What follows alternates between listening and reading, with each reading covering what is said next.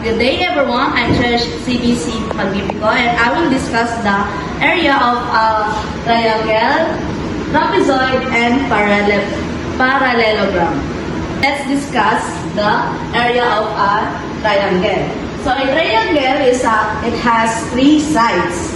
So the formula of an area of a triangle is area is equals to 1/2 times base times height.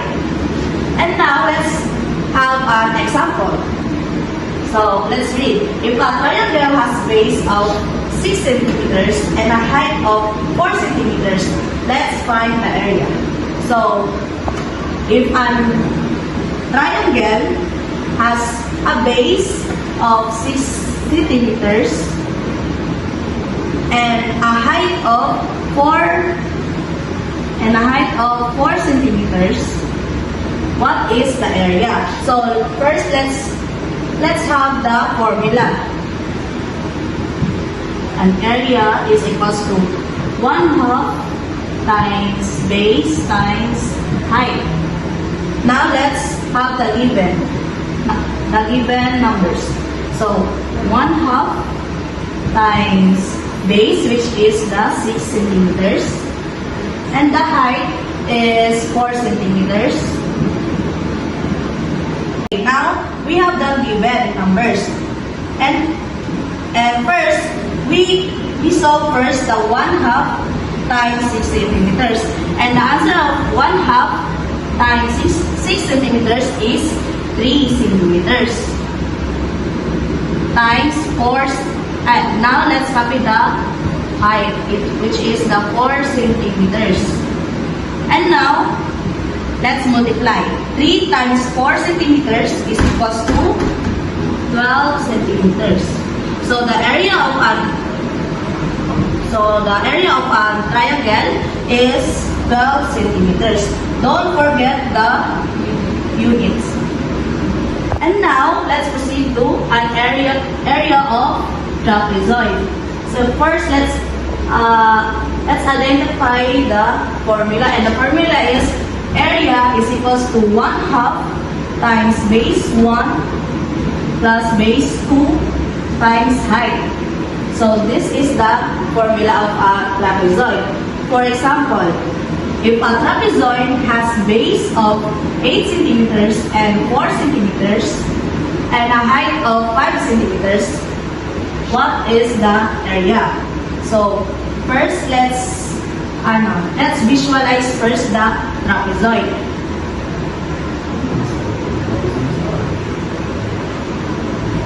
So it has the same sides, but the base 1 and the base 2 is not the same. So the base 1 is 8 centimeters. This is the base 1, and the base 2 has 4 centimeters and a height of 5 centimeters. And now that we finished visualize our trapezoid, now let's solve it. So first is the formula, which is the area is equals to 1/2 times open parenthesis base 1 plus base 2 times height. Now let's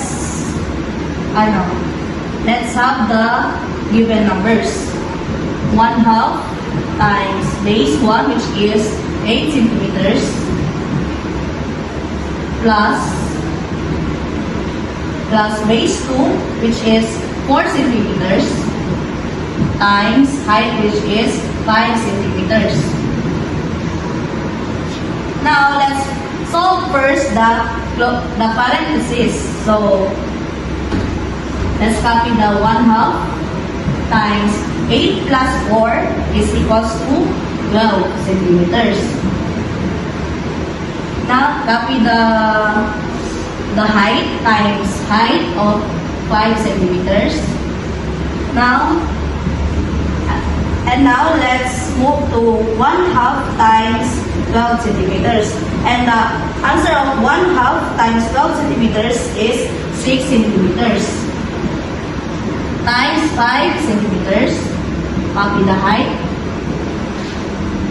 6 times 5 centimeters is equals to 30 centimeters. So the area of this trapezoid is 30 centimeters. Again, don't forget the union. Now let's have the last area, which is the area of parallelogram. And the formula of it is area is equals to base times height. Now, for example, if a parallelogram has a base of 7 centimeters and a height of 3 centimeters. Now, let's find the area. Now, first, let's visualize the parallelogram. The parallelogram has opposite and equal sides. And first, let's identify the base. This is the base. The base is 7 centimeters. And the height of it is 3 centimeters. 3 centimeters. Now that we finish visualize our parallelogram, now let's solve it. First is the formula, of course. Area is equals to base times height. Now let's have the given numbers. The base is 7 centimeters times height, which is the 3 centimeters. Now, let's multiply it. 7 centimeters times 3 centimeters is equals to 21 centimeters. And the area of this parallelogram is 21 centimeters.